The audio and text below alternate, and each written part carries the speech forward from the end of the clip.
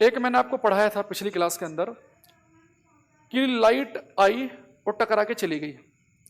तो लाइट जिस तरफ से आई, अगर लाइट उसी तरफ जाए, लाइट जिस मीडियम से आई उसी मीडियम में जाए, उसे हम कहते हैं रिफ्लेक्शन। फिर मैंने आपको रिफ्लेक्शन के 3 नियम पढ़ाए थे।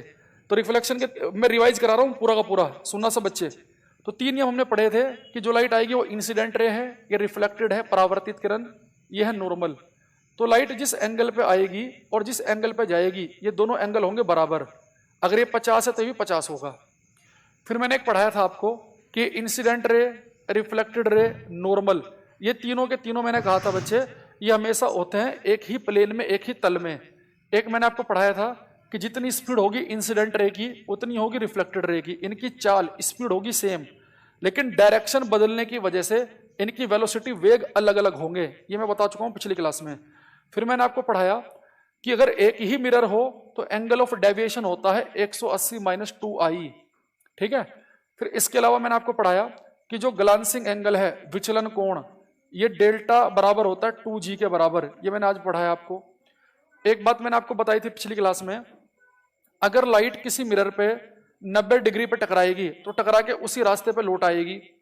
अगर ये मिरर है और लाइट इसे चिपक के जा रही है तो चिपकते हुए सीधे निकल जाएगी, उसके अंदर कोई भी डेविएशन, कोई विचलन नहीं होगा। फिर एक हमने आज क्या पढ़ा, एक हमने आज पढ़ा कि अगर 2 मिरर हैं और 2 मिरर के बीच में एंगल दे रखा हो थीटा, तो यहाँ पे जो आपका विचलन कोण आएगा 360 - 2 थीटा आएगा। फिर मैंने आपको बताया अगर मिरर 90 डिग्री पे हैं तो जो रे आई, जो टकरा के वापस गई, वो होंगी पैरेलल।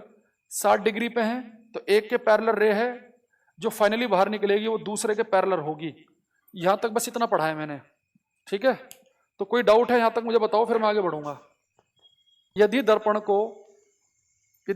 को थीटा कोण पर घुमा दिया जाए, यदि दर्पण को थीटा कोण पर घुमा दिया जाए तो परावर्तित किरण 2 थीटा कोण पर घूम जाती है। तो परावर्तित किरण 2 थीटा कोण पर घूम जाती है।